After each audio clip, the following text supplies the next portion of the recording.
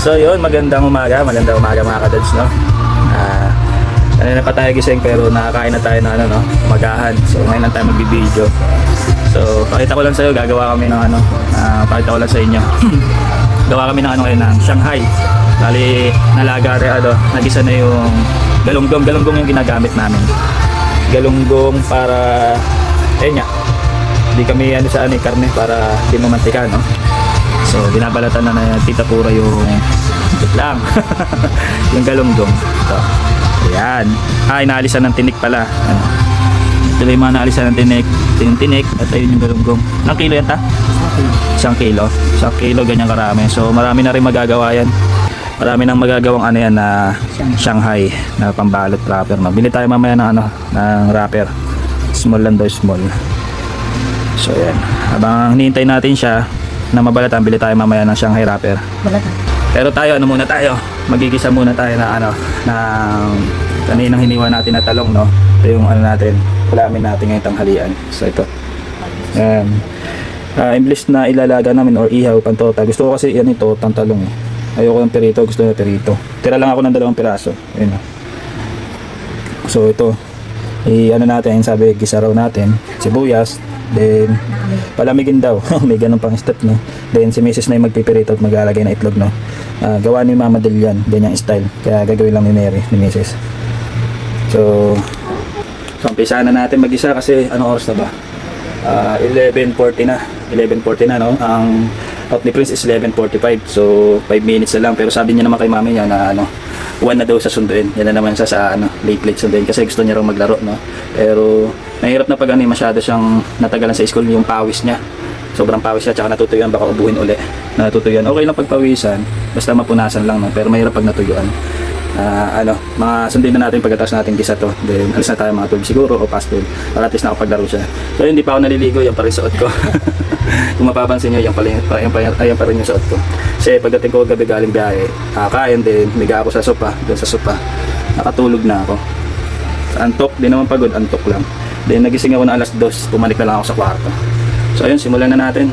Chef like muna tayo. Let's go. Kaya magigisa na tayo. Inisan muna natin sibuyas. Pabrownin lang natin to, then lagay na natin yung talong. And okay na yun. Palamigin natin, si Mrs. na bahala dito para sundo na tayo. Let's go.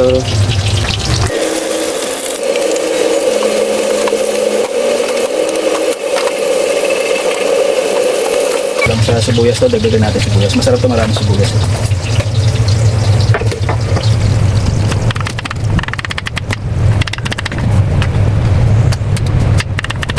Dagdagan natin 2 sibuyas.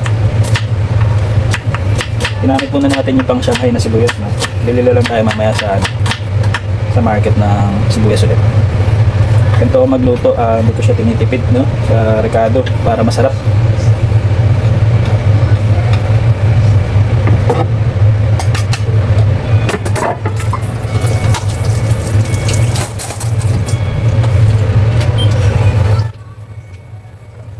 Ayan, dinagdagan natin. Ang dami na. Ito marami tayong talong. Ang dami yung talong. Dinagdagan na natin sibuyas. So ayan, ano, nalagay na natin yung talong natin. So ayan, medyo marami siya, kaya kailangan natin siyang lutuin maigi. Yung talagang lalambot siya, no? Kasi ang talong kasi pag di mo inihaw, di mo pinakuluan, matigas, no? Pag dinirekta mo ng perito sa kawali tapos lalagyan mo ito, medyo matigas siya. Kaya ang gawin natin, ginagawa natin ginisa natin para lumambot din siya, no? Yung talagang ninipis talaga yung talong niya. Para pag nilagyan natin ng itlog at pinaride ulit natin, so malambot na siya, no? Kasing flap na siya na itlog. Ito, hayaan lang natin siyang lumambot. Halo lang na halo kasi yung ilalim niya baka masunog, no? Tsaka hindi pa tayo pagkaluto, kaya kailangan haluin. So, dahil coding ko, kung muna yung ano, no? Kung muna yung magluluto, no? Ang nagluluto talaga sa amin ngayon si Tita Pura, no? Siya yung nagluto namin ngayon, linis ang bahay, tumutulog sa amin. Then ako naman is helper lang. So ayun, dahil coding natin, tayo muna ang duty, no? Then dati naman tayo rin naman ang gumagawa niyan, nagpag-isa, linis ang bahay, tapos luto, tapos hatid ng bata. Then pag biyahe, sa ngayon kasi wala yung ano ulit, wala na naman yung nag-aalaga kay baby, no? Hindi natin sure kung makakabiyahe tayo ulit kasi tingnan natin kung kakayanin ni Mrs. na mag-alaga ng 3, dalawang mabait, dalawang pasaway tsaka isang mabait, no? Tingnan natin. So kung papalari, makahanap ulit na mag-aalaga, is biyahe ulit tayo. Ganun yung theory natin, hatid muna natin yung mga bata, then diretso biyahe. Ang nagluluto naman sa ngayon na si Tita Pura, no? Kaya salamat kay Tita Pura, no, na nandiyan sa atin, no, na tumutulong sa atin. So ngayon ito, isa lang natin mabuti ito. Pagkatapos na ito, rekta na tayo kay Prince, ano na ba? And exact hold na, 11:45 out niya. So sabi niya naman sa mami niya ulit na naman, late na naman siya sunduin, no, kasi maglalaro daw siya. Pero hindi pwede kasi pinagpapawisan siya, natutuyan. Okay lang maglaro, makibanding game. Pagpawisan okay lang din. Ang mahirap doon yung walang magsusupport or titingin sa kanya para punasan yung pawis, no. So baka matuyuan, ubuhin na naman siya. Doon nadadali kasi lagi si Prince, yung natutuyuan tapos diretso ubo. Kaya palit lang tayo ng konti pagkatapos mag-isa, rekta na agad tayo doon. At least nakapaglaro siya kahit papaano. Then, ayun, sunduin lang natin si Prince, doon uwi tayo. Ligo, pahinga. Tapos sa IKEA kasi 2:30 out niya, medyo magkaiba yung time nila, kaya yun nga lang, hassle sa pagsundo. Imbes ang hilig ko kasi pag pag susundo ako, gusto ko yung pag nandito sa bahay, yung malinis ako, nakaligo na ako kasi inahawakan ko si baby, no. Ayoko nga hawakan na galing ako sa labas tapos malagkit pawis, hawakan ko si baby. Ayoko nang gano'n, kaya ayun, pagkasundo kay Prince, hintay lang ako, sinisis muna, then hintayin ko lang mag 2:30, sunduin ko si Kia, kaya tsaka ako maliligo para at least kahit pa paano malinis na tayo, no. Gumawak tayo kay baby Brielle, no. So ayun, ano lang ako, maselan lang ako sa katawan, syempre para naman sa mga bata yun. Hindi rin naman para sa akin, kung para sa akin ano ako, tamad din ako maligo. Hindi naman sa hindi naman sa tamad maligo. I mean, sa pagising ko tanghalian naliligo, pagkatapos kumain naliligo ako eh. Tapos sa gabi yan, 2 times a day ako, 2 times a day ako naliligo, tanghali gabi. So yun, paggabi lang ako hindi naligo talaga kasi pagdating natin pagkakain, naiga tayo sa sofa, sobrang antok, nakatulog na tayo, then nagising ako ng alas 2, kaya ako pumalit sa taas. Nga lang, hindi rin ako nakaligo. Pero ayun, nabantayan pa rin natin si Brielle. Si Brielle naman kasi pag madaling araw tulog lang, dede, tsaka ganun. Patigahin mo lang dito, okay na. Kaya kahit pa paano yung nabantayan natin. Ayun, malapit na to. Kanina punong-puno siya, pero ngayon na siya, umimpis na siya. So palambot na to, konting na lang to, konting gisa na lang to, konting lambot, okay na to. So hindi natin siya tinatakpan, no? Kasi pag tinakpan natin, magmumove siya, magtutubig. Kasi mamaya ipipirito rin to, hindi pwedeng may tubig, no? Hindi rin pwedeng patitiin yung tubig kasi may sibuyas na to, nagisa na natin, may lasa na to, kaya lang natin walang takip. So siguro okay na to. Ayun, okay na siya, okay na.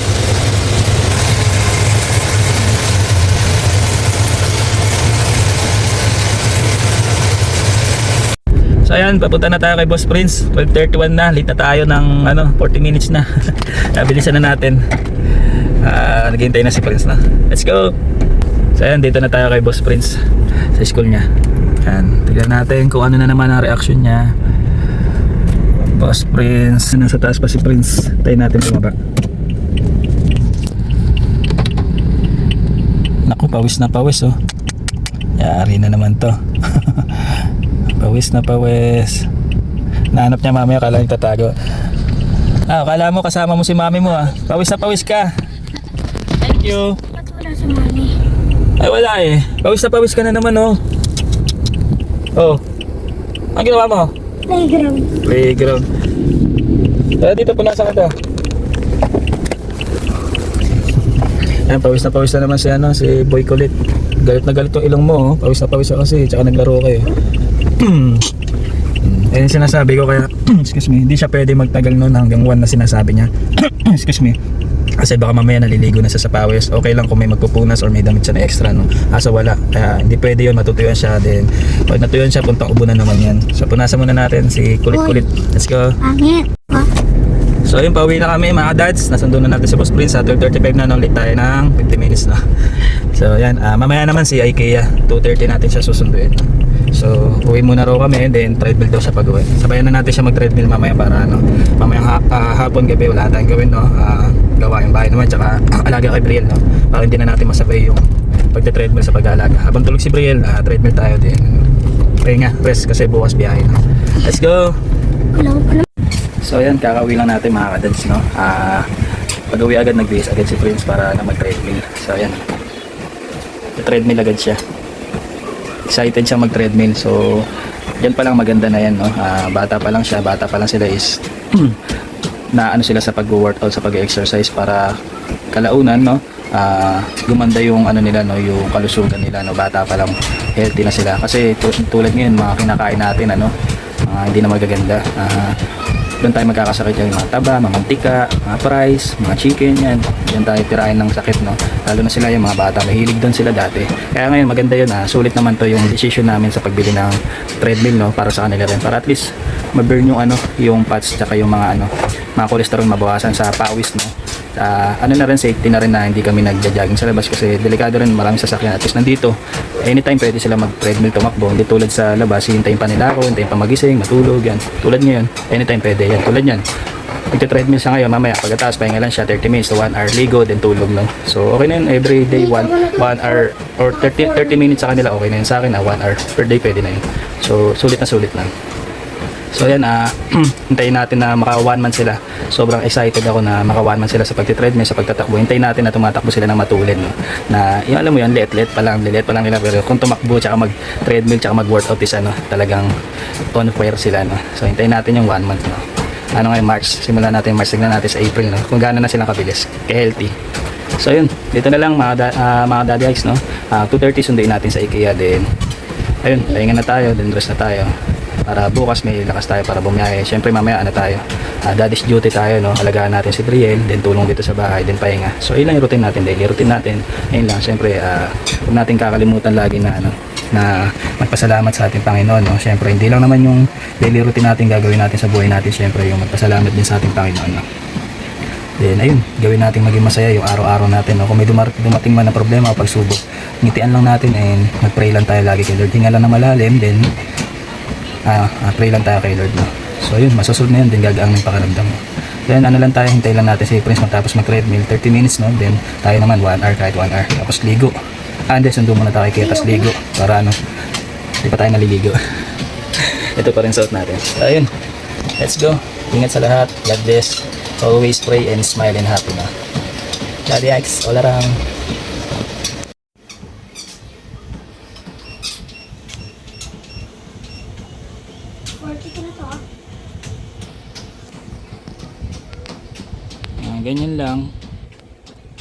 Ganyan lang dapat.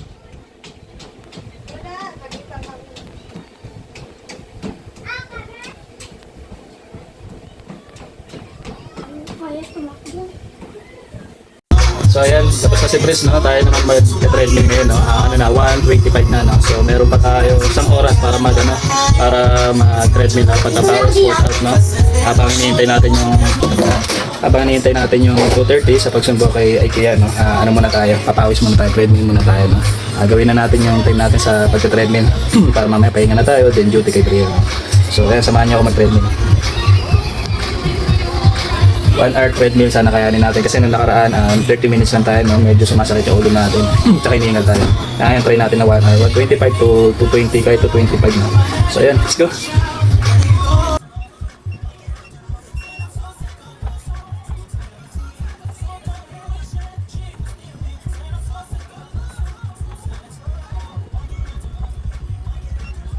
So try natin, painitin lang natin, ilan natin sa speed rate, warm up muna kahit mga 2 minutes.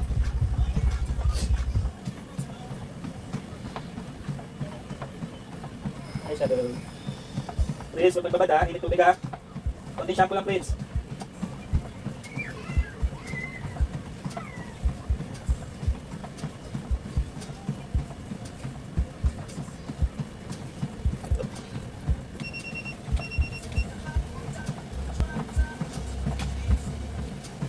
Speed 4 tayo.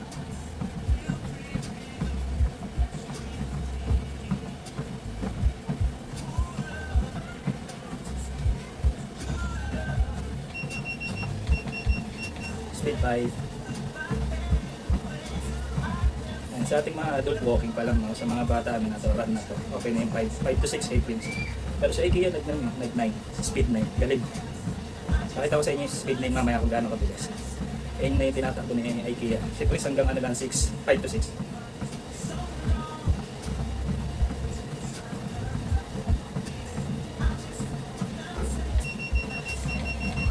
So ayun yung speed 6 na.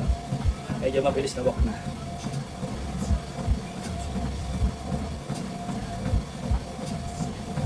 Pulse natin 106 na. Kanina from 80 and 106 na.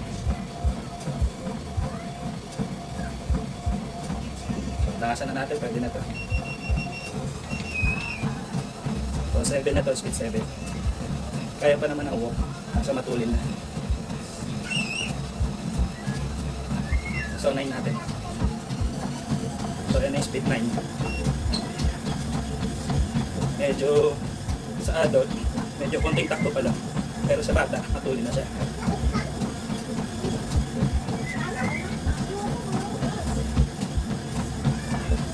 So third natin.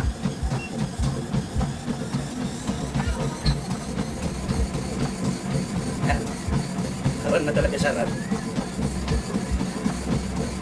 Kung sa jogging, matulin na rin ito. Pag nag-jogging ka, matulin na.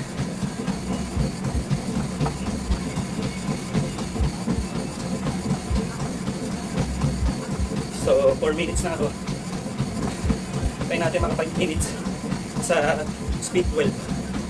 Try natin maka 5 minutes sa speed 12.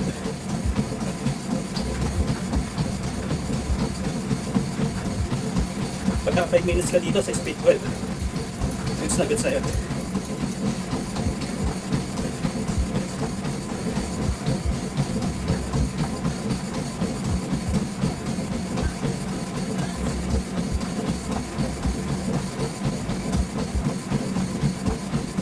So naka 1 minute pa lang tayo. Medyo hinga na tayo.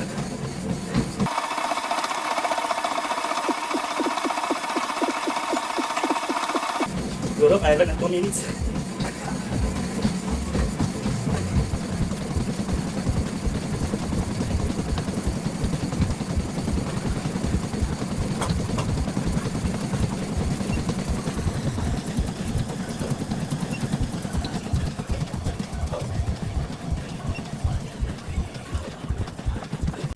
So naka 2 minutes lang tayo. Di pa kaya sa 5 minutes. Siguro kung ano, speed 9, kaya sa 5 minutes. Kasi masyado matulin na yung speed 12. Matakbo ka na ng 2 minutes na walang hinto. Siguro mga ano, speed 9, kaya ng 5 minutes tuloy-tuloy mo. Pero sa speed 12, siyempre baguhan pa lang tayo, pangalawang beses pa lang natin. 2 minutes pa lang. Kaya ni Daddy Ike's. Sasanay din tayo dito. Tuloy-tuloy lang. One day, tatakbo na tayo ng matulin.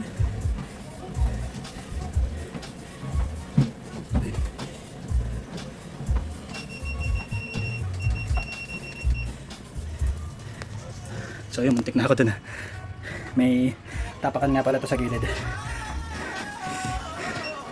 Yan siguro ano, one day makakaya rin natin maging matulin na tuloy-tuloy mo.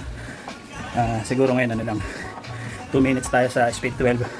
Kung speed 9 kaya to ng mga 5 minutes. So yun, nakaano lang tayo, 8 minutes. So ganun lang, parang buhay lang.